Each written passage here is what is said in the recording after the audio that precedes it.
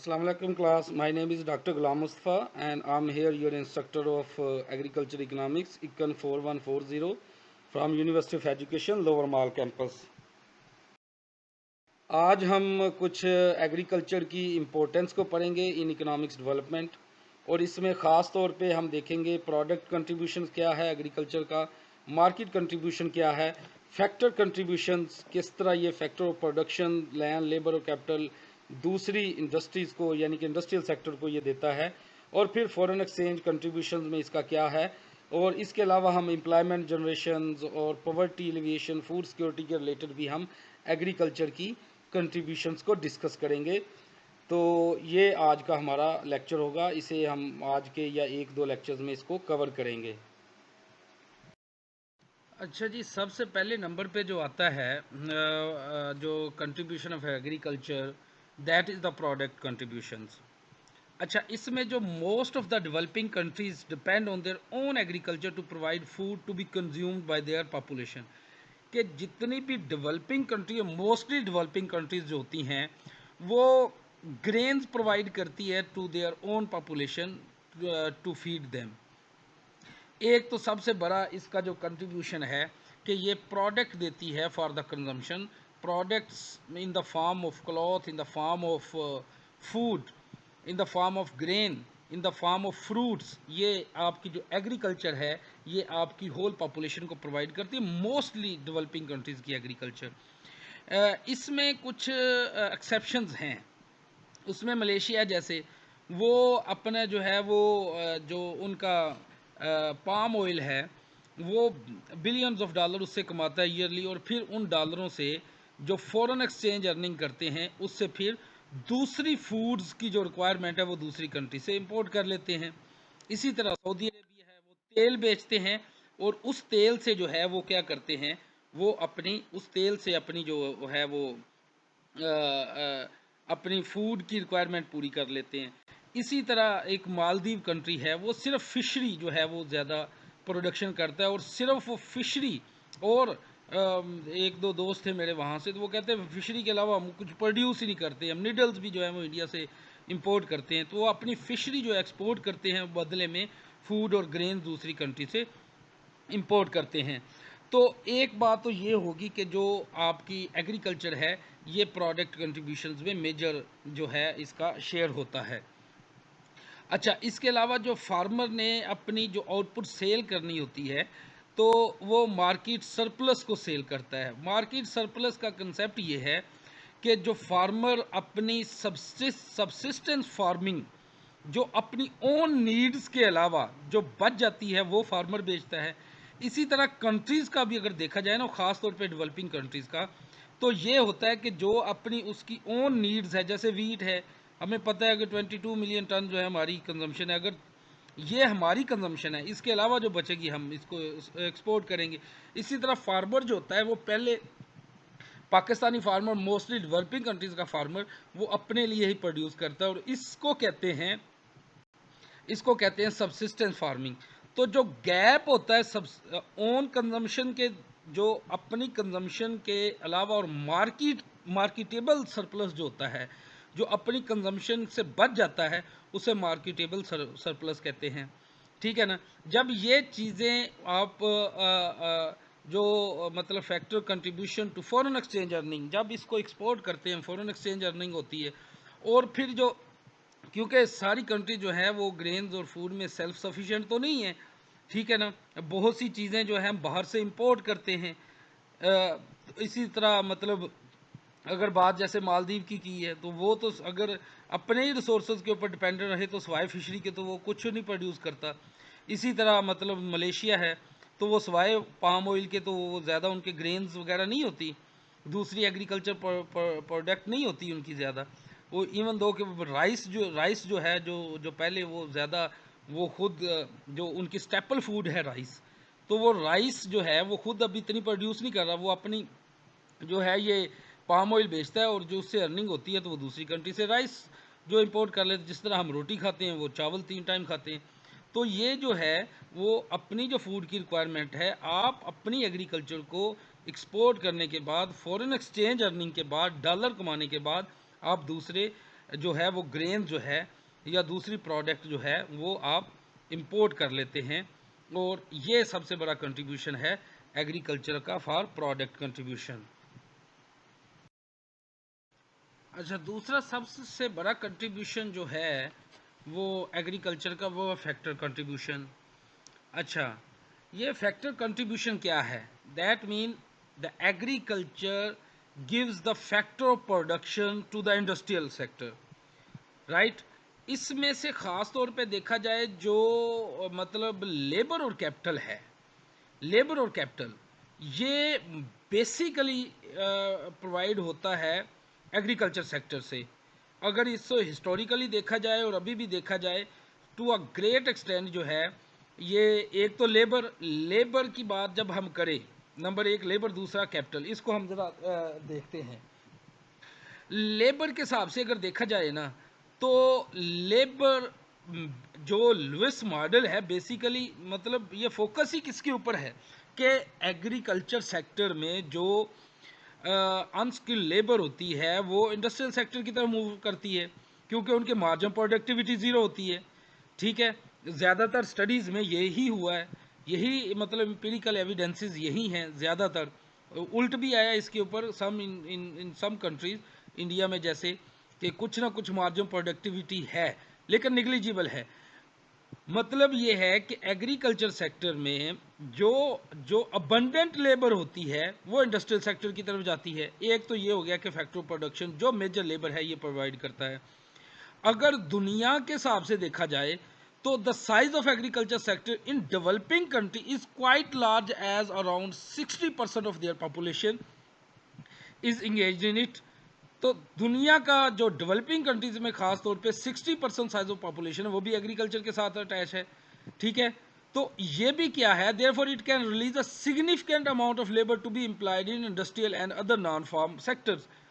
तो ये जो मेजर 60% डेवलपिंग कंट्रीज का साइज ऑफ एग्रीकल्चर सेक्टर जो 60% है, वो क्या है, ये एक मेजर सोर्स ऑफ लेबर है industrial sector, non farm sectors के लिए। अगर पाकिस्तान के हिसाब से देखा जाए, agriculture contributes 38.5% employment to the national labour force. 38.5% जो है ये इसका है। और देखा जाए अगर अमेरिकन की या दूसरी कंट्रीज़ के हिसाब से, अगर पाकिस्तान का एग्रीकल्चर का हालांकि कोई कंपैरिजन बनता नहीं है, लेकिन फिर भी अगर हम करें तो ये 38% पॉपुलेशन तकरीबन 70-80 मिलियन जो है वो लेबर फोर्स बनती है। तो यानी कि 72, अगर 220 मिलियन पॉपुलेशन है अगर पाकिस्तान की, तो 38% तकरीबन यही बनता है। तो इतने मिलियंस ऑफ जो मतलब एम्प्लॉयमेंट है, तो अगर ये कम भी हो जाएगी तो एग्रीकल्चर की प्रोडक्टिविटी के ऊपर इतना फ़र्क नहीं पड़ेगा। और ये जो लेबर है वो कहाँ पे जाएगी, इंडस्ट्रियल सेक्टर में। तो एक तो ये है कि ये लेबर प्रोविज़न का काम करती है। अगर पाकिस्तान के अगर हिसाब से अगर आप ये जितने भी देखें, जितने भी बड़े सेक्टर्स अगर पाकिस्तान में अगर आप देखें, तो ये भी क्या हैं, पाकिस्तान के हिसाब से अगर जितने भी बड़े आप देखें,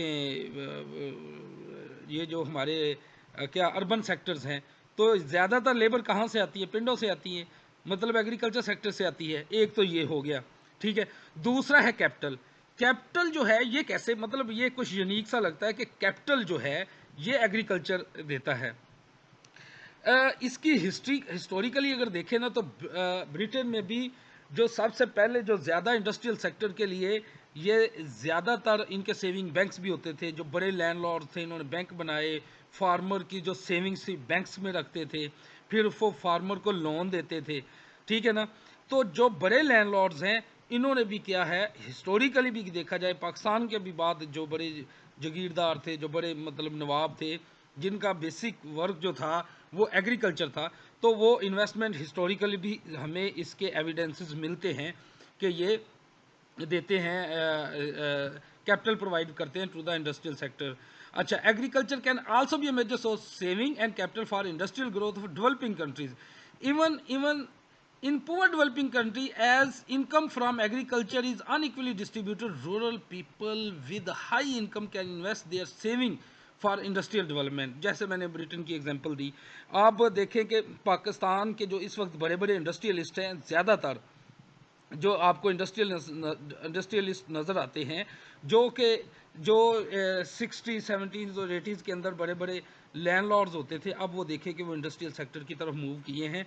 और उन्होंने, मतलब ये एग्रीकल्चर का ही किरदार है ना कि इन्होंने जो है वो कैपिटल प्रोविजन किया, हमारी इंडस्ट्री, बड़े बड़े लैंडलॉर्ड फिर इंडस्ट्रीज़ में आ गए, उन्होंने बड़ी बड़ी इंडस्ट्रीज़ जो है वो इस्टेब्लिश की, इंडस्ट्रियल सेक्टर इस्टेब्लिश किए। तो इनमें से ज़्यादातर जो सरमायादार है इस वक्त जो है, जो इंडस्ट्रियल सेक्टर में है, तो ये अगर आप इनकी हिस्ट्री को ट्रैक करेंगे तो ये एग्रीकल्चर सेक्टर से ही आए हैं। तीसरा सबसे बड़ा पॉइंट जो है वो है मार्केट कंट्रीब्यूशन का। ठीक है ना, मार्केट कंट्रीब्यूशन यानी कि role of agriculture in market contribution. अच्छा, इसका अगर देखा जाए ना, तो market contribution of agriculture means demand for industrial product. ठीक है, कि डिमांड फॉर इंडस्ट्रियल प्रोडक्ट क्या है। यानी कि market contribution of agriculture means demand for industrial product, के जो इंडस्ट्रियल यानी कि ये जो एग्रीकल्चर है, जो मैंने कहा है कि अबाउट 60% इसका साइज़ है। और डिफरेंट कंट्रीज़, पाकिस्तान के हिसाब से देखा जाए, अगर अगर मतलब इसमें रूरल इकोनॉमीज़ को डाल दिया जाए तो ये 60% बनता है। अगर इसकी मतलब contribution with respect to labour force डाल दिया जाए तो 38.5% है। ठीक है ना, यानी कि इंडस्ट्रियल प्रोडक्ट की एग्रीकल्चर बजाते खुद एक बहुत बड़ी मार्केट है। That's what does it mean. Okay, अच्छा, इसके बाद अगर देखा जाए, agriculture sector of developing country is a major source of demand and market for industrial product through the sale of sugar, jute and cotton.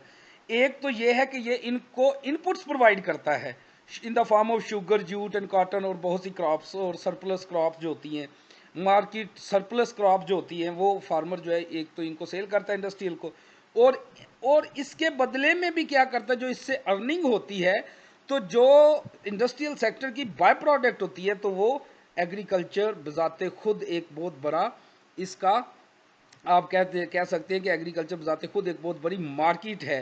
इनके जो industrial sector की बहुत बड़ी मार्केट है। तो एक तो ये हो गया कि even even in the earlier stages of development when the urban sector is very small and market for exports have not yet been found, agriculture sector of developing countries a major source of demand and market for industrial product. Past में भी ये था कि जब इतनी full fledge जो है मतलब मार्केट्स नहीं हुआ करती थी, इंडस्ट्रियल सेक्टर इतना डेवलप नहीं किया था, तो भी मतलब ये agriculture is the sole provider of the markets for the its, ये बहुत बड़ी एक एक डिमांड सेक्टर भी है फॉर द इंडस्ट्रियल सेक्टर। तो पास्ट में ये बजाते खुद एक इंडस्ट्रियल सेक्टर के तौर पे भी काम करता रहा है। तो अभी भी देखा जाए तो जब इंडस्ट्रियल सेक्टर ग्रो किया, बहुत ज़्यादा इंडस्ट्रियल सेक्टर रेवोल्यूशन आए हैं, तो इससे क्या हुआ है, इससे ये इसका इसमें भी सबसे बड़ा कंट्रीब्यूशन जो है वो एग्रीकल्चर का ही है। अच्छा, नेक्स्ट जो है वो है sluggish and negative agriculture grow leads to stagnation. अच्छा, इसके अलावा अगर देखा जाए ना, अगर एग्रीकल्चर सेक्टर में भी नेगेटिव और स्लगिश एग्रीकल्चर ग्रोथ हो, तो ये भी आपके इंडस्ट्रियल सेक्टर में एक स्टैग्नेशन जो है वो क्रिएट कर देता है। इंडस्ट्रियल सेक्टर इसके बगैर डेवलप नहीं करता, राइट। तो एक तो ये हो गया कि ये इससे हम एक eventually we can say that agriculture is it provide the major market contribution to the industrial sector। अच्छा, उसके बाद इसी को अगर देखा जाए, प्रीवियस स्लाइड्स को अगर हम अगेन कनेक्ट करें, तो ये है कि वर्ल्ड बैंक ने भी 1979 में कहा था, a stagnant rural economy with low purchasing power holds back industrial growth in many developing countries. कि अगर इंडस्ट्रियल रूरल इकोनॉमीज, अगर एग्रीकल्चर जो है, जो फार्मर्स की परचेजिंग पावर कम होती है, तो it will be a disadvantage for the industrial sector, industrial growth, and industrial sector. It is the disadvantage for the industrial growth and industrial sectors, अगर rural economies के अंदर कोई स्लगिश या कोई नेगेटिव जो है ग्रोथ होती है। लेकिन अगर देखा जाए ना, तो ये बड़ा आपस में इंटर रिलेटेड है। ये inter relationship between agriculture and industry ये बहुत ज़्यादा आपस में इंटरलिंक्ड है। Not only is agriculture is a source of demand for various industrial product, but also supplies of food and raw materials such as sugarcane, jute, cotton, oilseeds, many other crops to the industries। एक तो यह है कि इसकी markets है और दूसरा इसको इनपुट्स प्रोवाइड करता है। Beside various agro based industries such as rice husking, sugar manufacturing and oil crushing, ये हैंडलूम, ये जो पावर लूम्स थी फैसलाबाद में, ठीक है, ये अगर देखा जाए तो ये also depends on agriculture for raw material supplies. Therefore, if agriculture growth is sluggish, these agro-based industry would not get the required supplies of raw material। तो ये आपस में बहुत ज़्यादा इंटरलिंक्ड हैं। अच्छा, दूसरी बात ये है कि जिन कंट्रीज़ में इंडस्ट्रियल रेवोल्यूशन आया है उससे पहले उनकी एग्रीकल्चर ग्रोथ बहुत ज़्यादा हुई है। ये एक मतलब ऐसा एम्पिरिकल एविडेंस है कि अगर हमने इंडस्ट्रियल देखे, मेजर डेवलपमेंट जो है कंट्रीज़ ने वो तो इंडस्ट्रियल प्रोडक्शन और इन चीज़ों से होती है ना। जब तक इंडस्ट्री ग्रो नहीं करेगी, जब तक इंडस्ट्री जो है, क्योंकि जो बेसिकली जो फॉरेन एक्सचेंज सबसे ज़्यादा अर्न करती है वो तो इंडस्ट्रियल सेक्टर है। एक्सपोर्ट लेड ये इंडस्ट्री होती है, फिर बहुत ज़्यादा किसी हद तक ये एम्प्लॉयमेंट को जो है वो इसकी रोज़गार की खपत करती है। ये वो इंडस्ट्रियल सेक्टर जो है, इंडस्ट्रियल रेवोल्यूशन जिन कंट्रीज़ में आया है, ब्रिटेन है, तो इसमें से आप इसकी हिस्ट्री निकाल के देख लें, उससे पहले देयर वार बम्पर क्रॉप्स और उनमें बहुत, यानी कि इनमें बहुत ज़्यादा हद तक जो है एग्रीकल्चर ग्रोथ बहुत ज़्यादा हुई थी। तो एक तो ये चीज़ होगी कि ये जो है मतलब अगर हमने इंडस्ट्रियल सेक्टर को भी ग्रो करना है तो उससे पहले हमने एग्रीकल्चर सेक्टर को बहुत ज़्यादा प्रमोट करना है। और आगे हम ADLI जो है वो एग्रीकल्चर डेवलपमेंट लेड स्ट्रेटजी जो है वो भी हम डिस्कस करेंगे। तो लेकिन अगर देखा जाए तो इंडस्ट्रियल सेक्टर इस हिसाब से बड़े इंटरलिंक्ड है और एक दूसरे को जो है वो सपोर्ट करते हैं।